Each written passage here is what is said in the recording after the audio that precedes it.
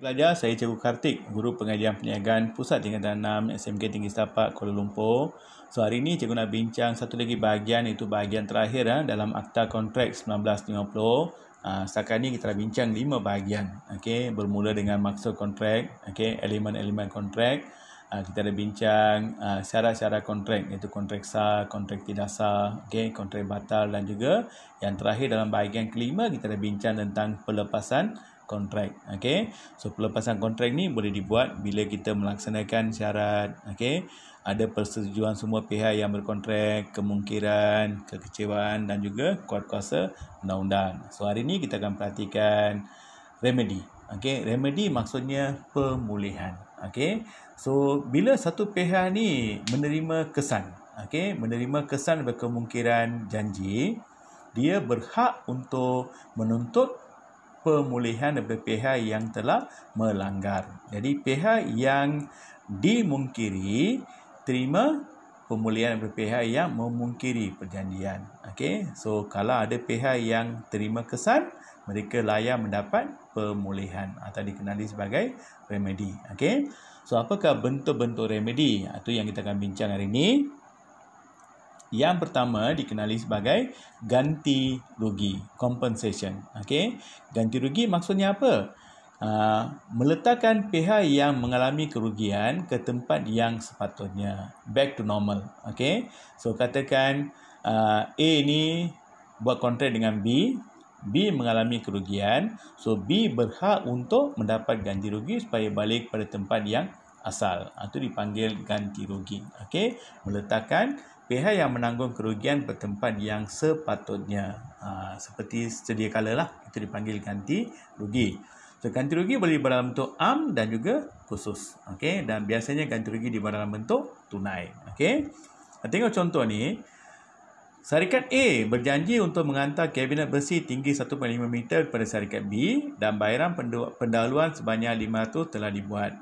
Syarikat A menghantar kabinet besi tinggi 2 meter. Apa yang diminta ialah 1.5 meter, tapi dia hantar 2 meter pula. Apabila syarikat B menyedari kesilapan dan minta syarikat A menggantikannya, syarikat A enggan berbuat demikian. So, oleh itu, syarikat B boleh menuntut ganti rugi daripada syarikat B. So, ada dua bentuk ganti rugi am dan ganti rugi khusus. Ganti rugi am ni apa yang dia dah bayar. Contohnya dah bayar 500, dia berhak untuk dapat balik 500. Ganti rugi khusus ni, dalam kes ni katakan syarikat B terpaksa sewa kabinet baru. Terpaksa sewa kabinet baru, ini menyebabkan kos tambahan pada syarikat B. Jadi sewa kabinet baru ni boleh dituntut daripada syarikat A. Itu dipanggil ganti rugi khusus. Atau kos untuk mengantar kabinet ke syarikat A, itu pun boleh dituntut. Itu dipanggil ganti rugi. Pelaksanaan spesifik. Ini merupakan satu perintah mahkamah atau dikenali sebagai decree. Untuk mengarahkan satu pihak melaksanakan kewajipan dan aku janji menurut terma atau syarat yang telah ditetapkan dalam kontrak. So, mahkamah mengarahkan kita buat seperti yang telah ditetapkan. Tengok contoh ya. Encik Karipap buat perjanjian dengan Puan Capati untuk ubah suai tandas di bangunan milik Puan Capati dengan syarat alatan sedia ada tidak dirosakkan. Itu perjanjian. Kerja ubah suai menyebabkan 4 singki dan 5 pintu tandas rosak. Puan Capati boleh mohon pada pihak mahkamah mengeluarkan arahan pelaksanaan spesifik.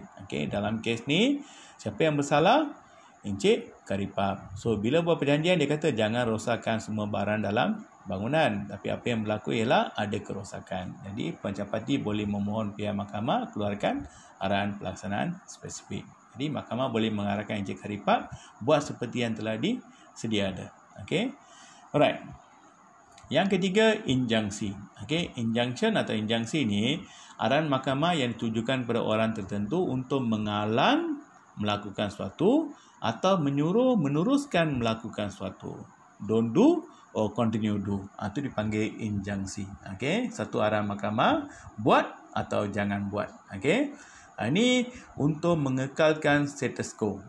So biasanya injunksi ni untuk mengekalkan keadaan sedia ada. Okey, suatu perkara ketika kes sedang ditangguhkan. So, itu dipanggil injunksi. Tengok contoh ni.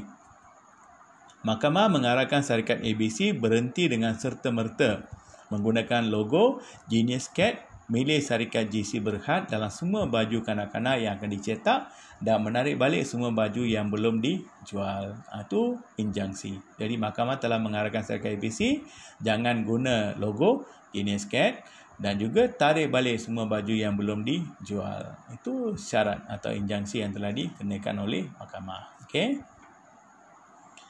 Quantum merit. Quantum merit ni maksudnya satu bentuk pembahasan bentuk bayaran yang boleh dituntut oleh pihak yang dimungkiri atau pihak yang terima kesan sebelum kontrak dimungkiri. Okey. So, quantum merit ni maksudnya jumlah ni tak pasti. Okey, nilainya tak dapat ditentukan. Jadi, mahkamah yang akan tentukan berapakah jumlah yang munasabah. Okey. Biasa benda ni berlaku bila sesuatu projek pembinaan sedang dijalankan. Okey, mungkin seorang kontraktor telah buat 20% daripada pembinaan tapi tak boleh diteruskan. Okey, ini menyebabkan mahkamah boleh putuskan berapakah nilai yang boleh dibayar kepada kontraktor tersebut. Okey, macam contoh ni, syarikat warisan diarahkan oleh mahkamah membayar 1 juta kepada syarikat Melo yang telah menyiapkan 50% projek pembinaan bangunan. Okey, ini ditentukan oleh mahkamah. Mahkamah tentukan agak-agak berapa dia boleh bayar kepada pihak yang telah menerima kesan. Okey, itu dipanggil quantum merit. Okey. Last one, kita boleh menamatkan kontrak. Jadi, jika ada pihak yang telah memungkiri janji, so pihak yang menerima kesan atau pihak yang menanggung kerugian ni boleh menamatkan kontrak. Okey, tengok contoh ni ya. Syarikat Darling telah menamatkan kontrak pembersihan yang diberikan kepada syarikat Sayang kerana syarikat Sayang gagal membuat kerja pembersihan ikut jadual. Itu pihak yang memungkiri. Okey. Pihak yang menanggung kerugian ni bolehlah menamatkan kontrak. Di sini, siapa yang mengalami kerugian ialah syarikat Darling sebab syarikat Sayang ni gagal buat tugas seperti yang telah ditetapkan. Okey. Okey. Tengok contoh ni. Datuk Chapati merupakan pemilik kilang perabot. Beliau telah bersetuju untuk memberikan kontrak perkhidmatan keselamatan kepada Encik Itli. Kontrak tersebut bermula pada bulan Januari 2018 sehingga bulan Disember tahun 2020 dengan bayaran sebanyak RM120,000 setahun dan dibayar awal tahun.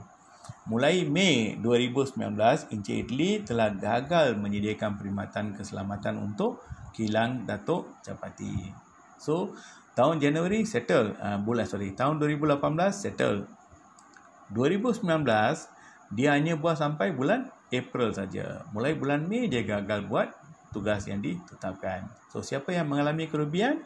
Datuk Chapati. So, bentuk remedi apa? Ada dua. Satu, boleh tuntut ganti rugi. Itu untuk tugas yang tidak dilaksanakan sebab dia biasa bayar awal tahun kan. So, pada tahun 2019 dia dah bayar RM120,000. Tapi kerja hanya buat selama 4 bulan saja. So, dia boleh tuntut untuk 8 bulan baki tu. RM80,000 daripada Encik Itli. Ataupun Datuk Chapati boleh menamatkan kontrak. Sebab satu lagi pihak ni gagal menunaikan syarat. Jadi, pihak yang dimungkiri ialah Datuk Chapati. Dia boleh menamatkan kontrak. Okey? Alright, tengok soalan ni. Nyatakan 4 bentuk remedi. Okey, so apa 4 bentuk remedi? Bolehlah bagi mana-mana 4, iaitu ganti rugi ataupun pelaksanaan spesifik. Okey, you can say quantum merit. Okey, bolehlah bagi mana-mana 4 bentuk remedi yang kita bincang tadi. Menamatkan kontrak. Okey, uraikan 3 bentuk remedi. Okey, 3 bentuk remedi ni apa? Jadi bagi satu fakta, satu uraian. Ganti rugi. Kembalikan pihak yang dimungkiri atau pihak yang menerima kesan ke tempat yang asal. Itu dipanggil ganti rugi. Okey. Pelaksanaan spesifik. Mahkamah mengarahkan atau mahkamah memutuskan supaya pihak yang memungkiri buat seperti tema yang telah ditetapkan. Okey. Yang ketiga, quantum merit. Okey, so bagi satu fakta, satu uraian. Jelaskan 2 bentuk remedi. Ini kena ada fakta, uraian dan contoh. Okey. Soalan nombor 4. Dato' Wira merupakan pemilik kilang pakaian. Beliau telah setuju untuk memberikan kontrak perkhidmatan selenggara kepada Encik Zakaria. Kontrak tersebut bermula pada bulan Januari 2020 hingga bulan Disember 2022 dengan bayaran RM180,000 setahun dan dibayar awal tahun. Mulai bulan Ogos 2020, Encik Zakaria telah gagal sediakan perkhidmatan selenggara untuk kilang Dato' Wira. Jelaskan satu remedi. Apa remedi dia? Samalah macam kita bincang tadi kan. Satu, menamatkan kontrak atau ganti rugi. Lepas tu explain. Okey, explain kamu dapat 4 markah. Okey. Alright, dengan ini tamatlah akta kontrak. Okey, harap kamu faham apa yang cikgu sampaikan. Jangan lupa share dengan kawan dan jangan lupa subscribe. Okey, bagilah komen yang berguna. Okey, harap apa yang cikgu sampaikan ini bantu kamu untuk memahami konsep-konsep penting dalam akta kontrak dan mencapai kejayaan cemerlang dalam STPM Penggal 2. Jika ada sebarang kemuskilan, jangan segan silu, bolehlah kontak cikgu dalam YouTube ataupun email cikgu. Okey, bye, good luck.